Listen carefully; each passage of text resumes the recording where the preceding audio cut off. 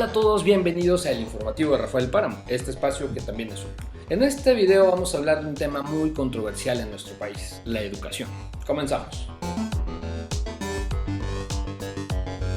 El primer cambio radical que sufrió el sistema educativo del México independiente se dio en 1867 con la promulgación de la Ley Orgánica de Instrucción Pública durante los inicios del gobierno del presidente Benito Juárez. Los aspectos a destacar de esta ley fueron que se otorgó el carácter de gratuidad y obligatoriedad en la educación primaria, lo cual abrió por primera vez la educación a los sectores más pobres de la población. También se creó la Escuela de Estudios Preparatorios, institución educativa fundamentada en la corriente positivista, la cual tenía como encomienda el dotar una base homogénea de conocimientos a los aspirantes de la educación profesional. En resumen, esta ley fue la primera propuesta unificadora de la educación, concebida por el gobierno liberal, excluyendo la religión de los planes de estudio y otorgando el carácter de laicidad a la educación ofertada por las instituciones oficiales.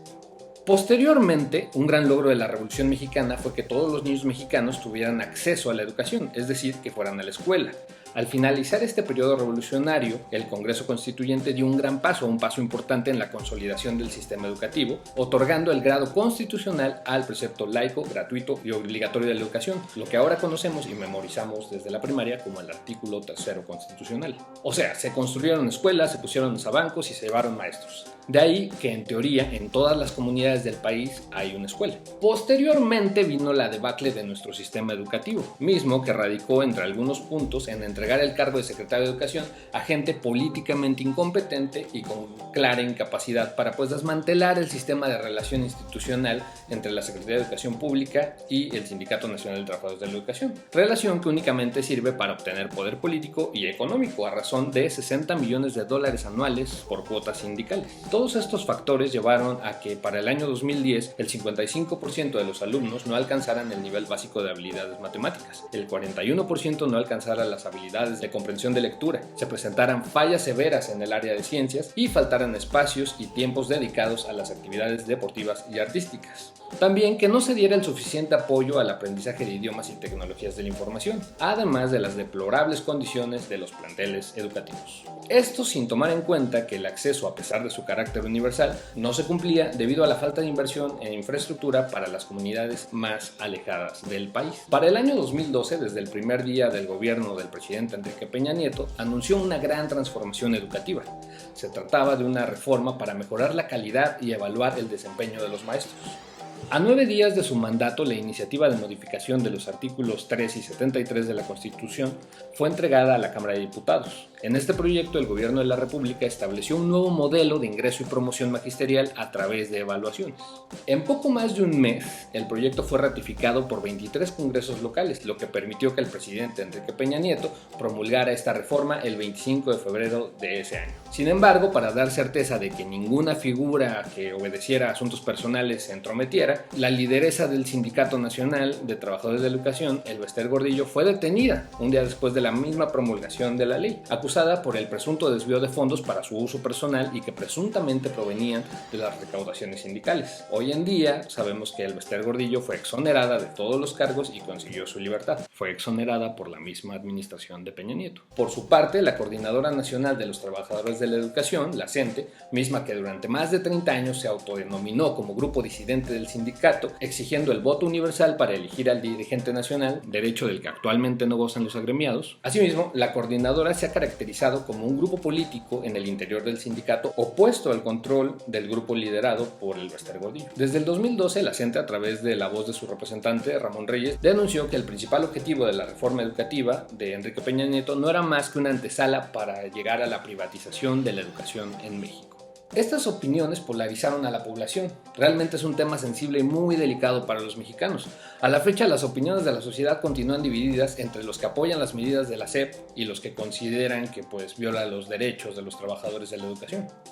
Por otro lado, según los informes de transparencia que entregó la propia SEP al portal de obligaciones de transparencia y al Instituto Nacional de Acceso a la Información, el gasto en contratos publicitarios con medios de comunicación para difundir los beneficios de la reforma educativa ascendió a 5.858 millones de pesos.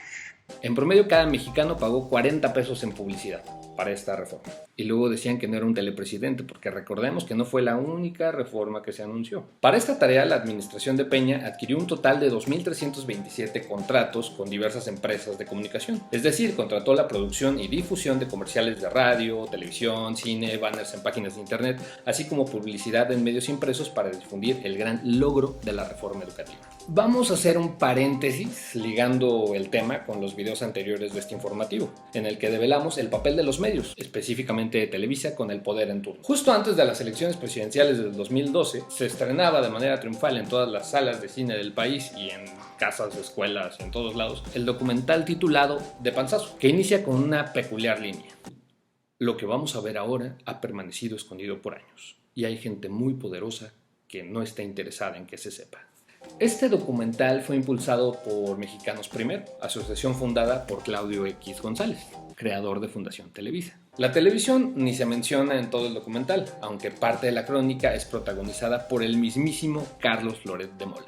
Curioso, ¿no? Lo peculiar es que todas las soluciones para todas las desgracias mostradas en el sistema educativo eran soluciones neoliberales, con consignas constantes como hay que competir con el mundo o no podemos quedarnos atrás. Y reiteradamente, el tiempo se está agotando. Volviendo a la reforma de Peña Nieto. Este intento de reforma trajo consigo evaluaciones punitivas con las que se despedía a los maestros, principalmente a los que pertenecían a la coordinadora, politizando nuevamente la educación, pero con nuevos indicadores internacionales y haciendo nuevamente a un lado la mejora en la calidad educativa. Obviamente también se eliminaban los derechos del magisterio por medio de esta mal llamada reforma educativa, que resultó ser una extensión de la reforma laboral, con la que también se abría paso a la privatización de la educación. ¿Recuerdan cuando Peña Nieto dijo en cadena nacional que el petróleo no se iba a privatizar, que no se iba a entregar a empresas extranjeras y que resultó que vendían la misma gasolina robada de Pemex, provocando tremendos daños en las finanzas del país? Cosa que obviamente no pensaban contener, y para subsanar esas pérdidas se reestructuró el sistema fiscal, es decir, que todos los ciudadanos cubriríamos esas pérdidas.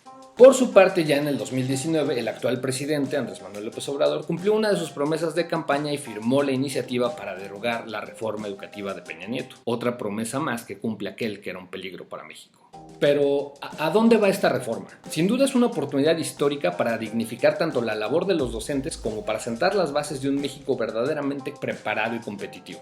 Mucho se ha dicho en diversos medios que quitando la parte de la evaluación quedaría la misma reforma de Peña, lo cual no es cierto. Como eje central de la nueva reforma educativa del presidente Obrador encontramos puntos como que se acaba la evaluación de permanencia, como que los derechos laborales de los maestros están garantizados, también se reconoce al magisterio como parte fundamental de la reforma, sin agravios ni vulneración a sus derechos. Otro de los grandes logros es que se acentúa la rectoría del Estado como encargado de la educación del país. Y hablando en términos un poco técnicos de la reforma, desaparece el Servicio Profesional Docente y el Instituto Nacional para la Evaluación de la Educación no desaparece, solo cambia de nombre conservando su autonomía y normativa tal y como están. Otro de los puntos importantes es el fortalecimiento y atención a la primera infancia y educación inicial. Es importante precisar que la reforma tiene miras a buscar la obligatoriedad de la educación superior, desde Porfirio Díaz, que no se ponía tanta atención en ese punto. Y por último, se busca que sea educación integral, intercultural y plurilingüe. Como ya se había mencionado, nos encontramos de frente con una gran oportunidad histórica para dignificar tanto la labor de los docentes, así como para sentar las bases de ese México verdaderamente preparado y competitivo. Y por si fuera poco, para cerrar las brechas entre sectores de la población, para que puedan hacer valer su derecho a una educación de calidad, laica y gratuita. Pues bueno, eso es todo por esta emisión. Recuerda, si te gustó y quieres ayudar a este proyecto, no olvides en compartirlo y darle me gusta. Muchas gracias por su atención. Este fue el informativo de Rafael Páramo y hasta la próxima.